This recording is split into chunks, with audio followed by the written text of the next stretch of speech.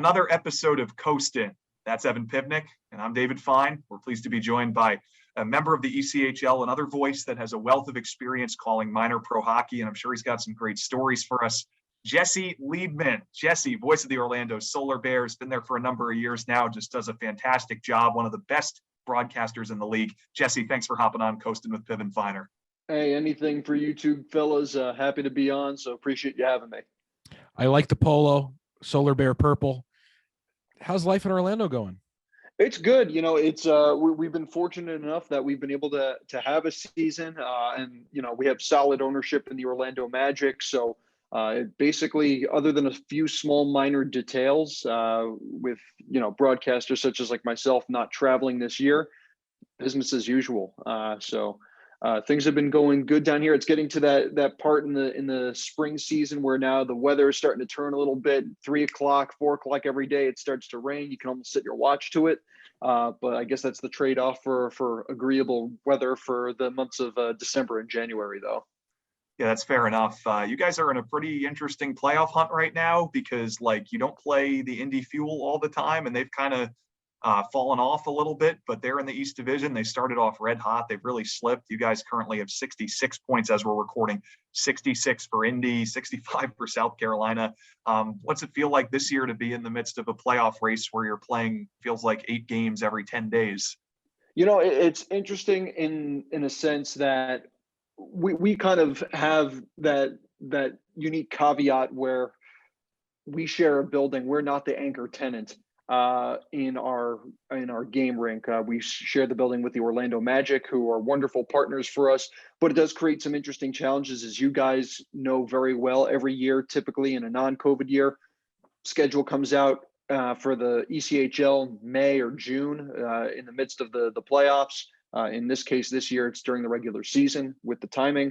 And then August, the NBA schedule comes out, and subsequent to that, we have to basically rearrange the majority of our home dates to fit all the Magic games that have been added to the building's calendar. And so that's been a little bit of an adjustment this year. We haven't had as much change, I should say, actually, just because the Magic and the NBA, with their shortened schedule, A, it's fewer games. B, they kind of staggered out their schedule release. So we were able to kind of arrange knowing what dates would be available. The final quarter of the regular season, we've got about 15 games at home, 3 or 4 on the road.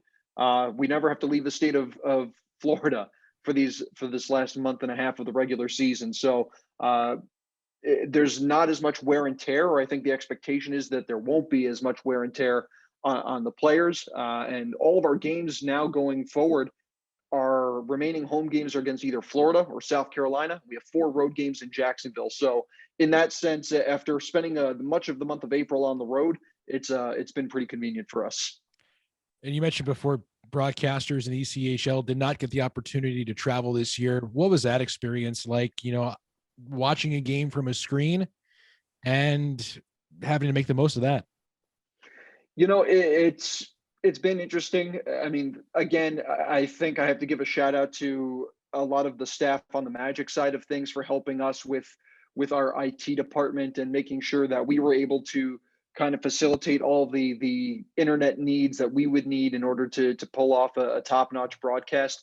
I mean, credit to our game operations staff and our production staff. At least I think for the most part, visiting broadcasters that would have to call a game off of our FloHockey feed, it's been, I would say, mostly solid.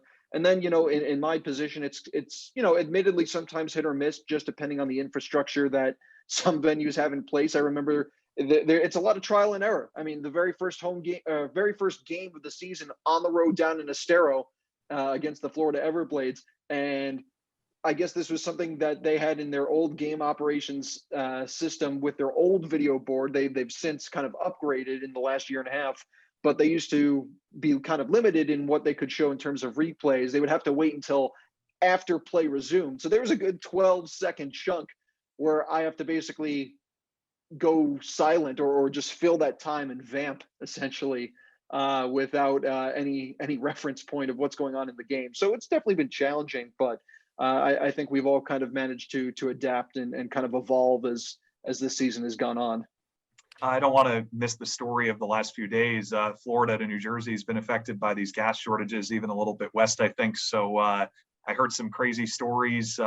I know in Florida, people are really normal and they, behave and stuff, and there's never any issues. So I'm sure it didn't happen there. But what stories have affected you? What have you heard about the gas shortages? We know that it should be coming back online here in the next few days, but what's up with you with that?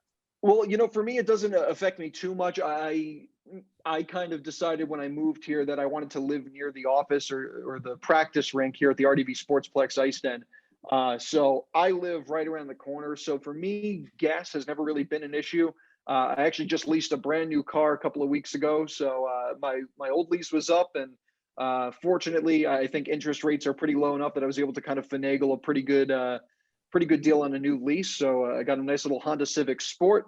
Gets me from A to B and where I need to be. So I luckily have not had to fight someone at the local Wawa for a plastic bag full of gasoline, at least not yet. Do you get a chance to stay in that incredibly long line and try White Castle in Florida? It's funny. I saw that it was making waves all over social media in the last week, but I think the buzz has finally died down, or maybe people just ran out of gasoline to idle their car in that long line. But I've oddly enough, I'm from New York. I'm not too far from the New Jersey-New York border. I've never once had White Castle. I don't know how I managed to survive, but here we are. Yeah, the town, you've been kind of all over the place. So we'll get into kind of your path a little bit here. So it's interesting because, you grew up in just this beautiful town. Like, what is it? Croton is how you pronounce it, I think. Am I right Croton on that? Or Croton on yeah, Hudson. Yeah, Croton on Hudson. The Croton Dam's right there. It's a really nice place to hike. Like, people go there in the summer and hang out all the time. So your 50-minute train ride from New York City, like 20 miles north of the city, Westchester County, great area of the country. Really nice, good people. So how the heck did you end up in Florida after, making a couple stops in a few states in New England, and then you're out west and now you're down here in the Southeast? Yeah, so at the time in the summer of 2015, I was with the Ontario Reign. They were in the ECHL, and as part of that shift of creating the Pacific Division in the American Hockey League, the LA Kings had kind of purchased the majority ownership of that franchise, which at the time was majority owned by Barry Kemp and his son Justin, who was the president of our team and a long time involvement as an executive in ice hockey in both the NHL and the minor league levels. The Reign, they had ended their ECHL run with a spirited run to Game 7 of the Western Conference Finals, falling to the eventual champion Allen Americans in 7 games. And I was prepared to stick with the team through the transition to the American League, and that was the plan. But then Bob Mills happened to leave here in Orlando, and I'd always kind of regarded Bob Mills as a guy that comported himself well, was through and through professional. And when I was first trying to break into the ECHL, the two destination markets were, in my mind, Ontario and Orlando. And I figured, well, I've done Ontario for 3 years. I know it's an American League team, but there was something about having met Bob and knowing how he seemed to be kind of on that fast track to the NHL, going to Rockford in the American League. It seemed like at least something I owed myself an opportunity to at least interview. I had never interviewed for my job in Ontario. I had started out as an intern there, and as luck would have it, some positions opened up, and I gradually kind of progressed through the front office in various levels there. And with Orlando opening up, there was the allure of being in kind of a major market. Ontario's kind of an hour outside of LA, kind of in a market unto its own, but it doesn't really get that media attention. And Orlando, it's a major league market. You have the Magic, you have Orlando City Soccer, Tampa Bay is not too far away, Jacksonville's just up north. And there was the allure of TV games and more routine media coverage. And I figured that would be a good test for me, at least as far as the media relations side of things. And obviously, we didn't have games televised in Ontario. And granted, it was only a small handful of games that we would have televised, but I think it presented a new set of challenges to me. So to make the long story short, from New York to Boston, where I went to school at Emerson College, then to California, then back east here to Orlando, and I've been here for now, I think 6 seasons. Where'd you get the broadcasting bug from? I know a lot of, we want to do this since we were younger. When was the point for you where you said, okay, I want to be a hockey broadcaster? It's strange. I went to school for journalism, but it wasn't broadcast journalism. It was print journalism, print and multimedia journalism, which, you know, I support, you know, the people that decide to tough it out and work in print journalism, but I kind of realized it wasn't maybe necessarily for me in the long term. And I always knew I wanted to work in hockey. And for me, I think just gradually being at Emerson and being involved in some of the extracurriculars, I happened to dabble a little bit on the broadcast side of things. I anchored some of the student run, you know, sports TV shows for the local campus TV station. Worked a little bit on the internet radio side of things, and I just kind of gradually figured, well, you know what? Maybe this is a way I can break in just to the industry. I wasn't necessarily thinking I wanted to broadcast. I just knew I wanted to work in hockey. But having grown up kind of in an embarrassment of riches when it comes to hockey broadcasters, growing up in suburban New York, you've got the Rangers broadcaster, Sam Rosen, Joe Micheletti. And on the radio side, Kenny Albert. In New Jersey at the time, Doc Emmerich was still the TV play-by-play voice for the New Jersey Devils. You got Howie Rose taking care of the New York Islanders. You run the gamut of top-notch broadcasters there. Now, of course, Brendan Burke with the Islanders and with his national coverage as well. I mean, just consistently year in and year out, that market just always seems to attract top-level talent.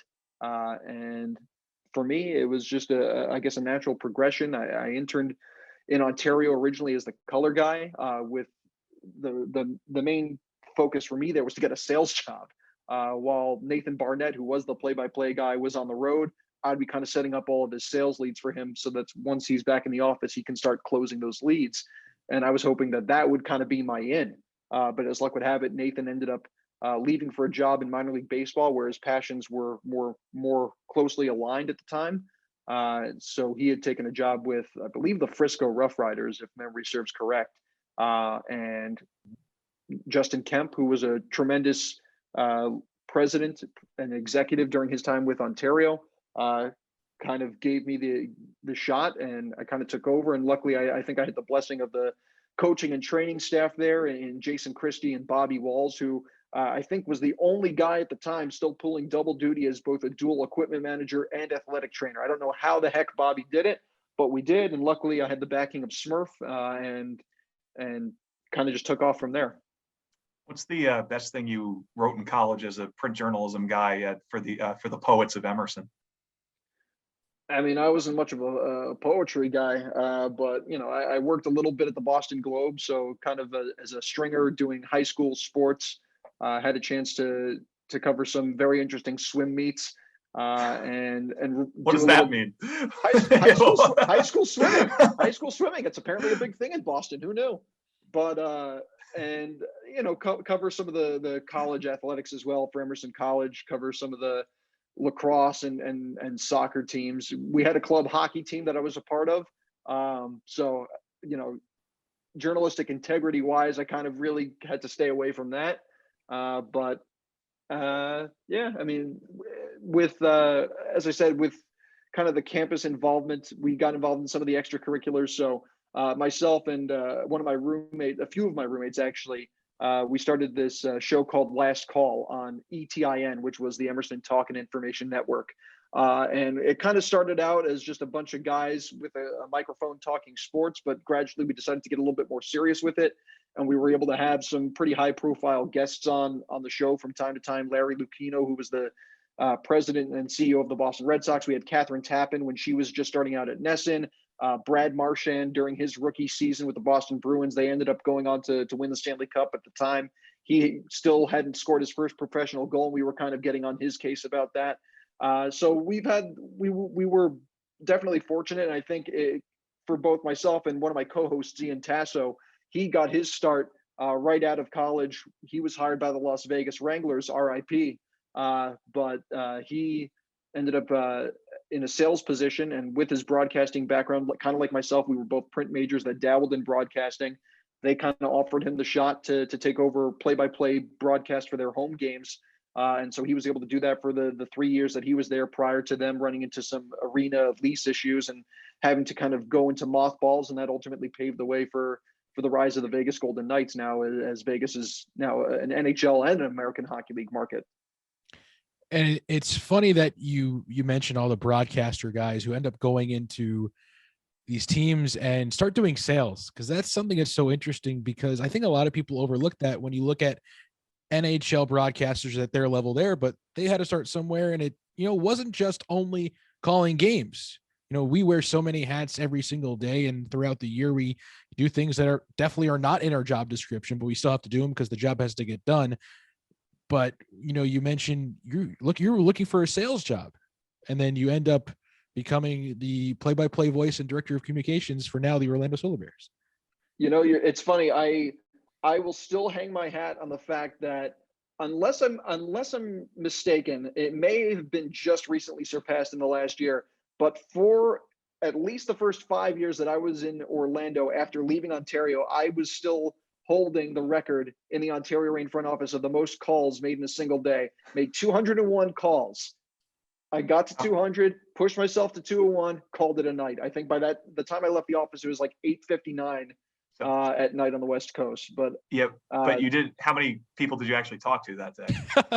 I did. I actually did talk to quite a few. I closed a couple of mini plans that day, so there was some revenue generated out of that day. And that, at the end of the day, that's really what is going to support the lifeblood of a minor league franchise, especially, ECHL teams. They're independently owned. They're not owned by or subsidized by their NHL parent clubs like some American League teams are.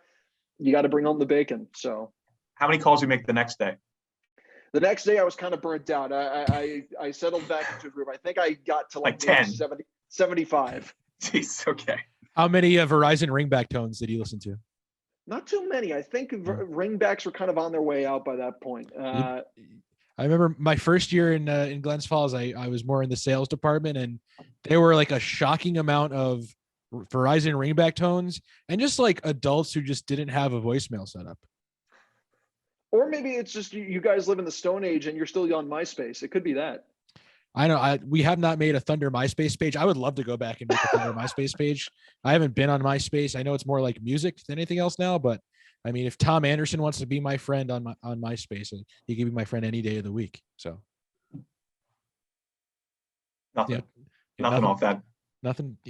No, Tom. I mean, Tom is the guy who your default friend on MySpace. I truthfully, I never had a MySpace, so that kind of over my head. Yeah, I could tell. I could tell. Yeah, a little bit. What's the hamster thing or something? The music one? Napster? What was it? At Napster. Hamster. Yeah. He's more a Napster guy. I thought you were bringing up the hamster dance like that. No. That was by like Hampton the hamster? internet meme. Yeah. By Hampton the hamster? I guess, yeah. Well, that's who it's by. So yeah. Oh. You're a pretty detail-oriented guy, Jesse. You seem to remember a lot of things, remember a lot of numbers, remember a lot of people. You've been like that your entire life? Has the instinct kind of kicked on here just because you're on the podcast with us? Like what's the deal there? Yeah, I with hockey or like anything that I'm passionate about, especially if there's like numbers and dates and figures, I don't know, it kind of all falls into a pattern for me. So it makes it a little bit easier to memorize. I don't know if we're wading into, Dustin Hoffman, Rain Man territory. I don't think I could count however many toothpicks are in a box or count cards. I definitely can't count cards. Otherwise I would have never left Vegas. Whenever we'd go to play the Wranglers, you'd find me probably at the poker table or the blackjack table, but it ain't happening. So, but maybe that's something I should apply myself towards, is learning how to count cards. It would have helped when we were at the Vegas meetings a couple of years ago. We were playing blackjack together, I think in between like meetings, and we just were there for like 10 minutes and we just like lost whatever we wanted to put out. We're like, all right, let's head back to our next breakout session. So that would have helped tremendously. If you learn how to cheat the system, it benefits me. So if you want to like start learning how to count cards, that'd be fantastic. Well, from what I understand, Ev, you've kind of embarked on a nice little entrepreneurial persona online. My good friend down here in Orlando, Nolan Valou, asked me to inquire about and where that's going. Well, we're not talking about that today, but you could tell Nolan Valou hi, because Nolan is one of my buddies back from college. He loves video games, Nolan Valou. Loves video He games. does. He certainly He, does. for a professional athlete to love video games, the amount that Nolan Valu enjoys video games is almost shocking. But hey, whatever helps him, live his life normally. But I'm glad Nolan is still thinking of me, and I do appreciate his thoughts.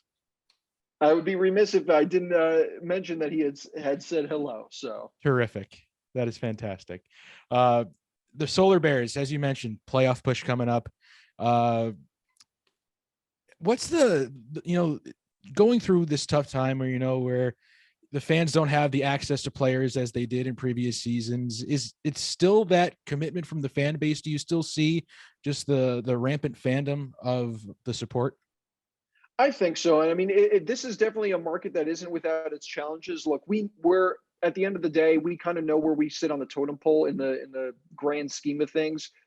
We're in a major league market where we have major league sports teams that we have to compete with: the Magic, Orlando City, the Orlando Pride, and the NWSL. UCF's football program has had an interesting run these last couple of years. We're in a market that is still the TV market for the Tampa Bay Lightning, who are just coming off a Stanley Cup championship in the Edmonton bubble last fall. So, at times it can be tough to kind of get into that pulse of the Orlando sports community, but it's a vibrant sports community and it's a passionate one. I mean, our fans let us know when we're doing well, they're backing us. And in nights where, we're not able to come away with 2 points, they're letting us hear it too. But you know what? It just means that they're passionate, that they're enthusiastic. They want to see this team and this city have another hockey championship, dating back to, I guess you'd have to go back to the 2002, 2003 Orlando Seals of the Atlantic Coast League that came right after the original Solar Bears got the Turner Cup in 01. So it's been a while, but hopefully this team's able to bring home a championship this spring. Yeah, I was saying the same thing about Full Sail University, one of your guys' big athletic rivals in terms of garnering attention as well. So definitely, some of the, the big market down there, big market. You have the Magic there. We were texting on trade deadline day in the NBA. That's and right. The Magic. I know you're not going to say much about this, but all of a sudden I'm like, yeah, they traded Vucevic. Yeah, they traded all their best players. And you're like, oh man, you were just at one of the games the night before. But I have to imagine. Yeah, with your mom. Your mom was there, right, or something? My mother was down. It was the first chance that I'd had to see her since the pandemic, and we happened to be able to snag some seats to the game. I think it was against Denver, if I'm not mistaken.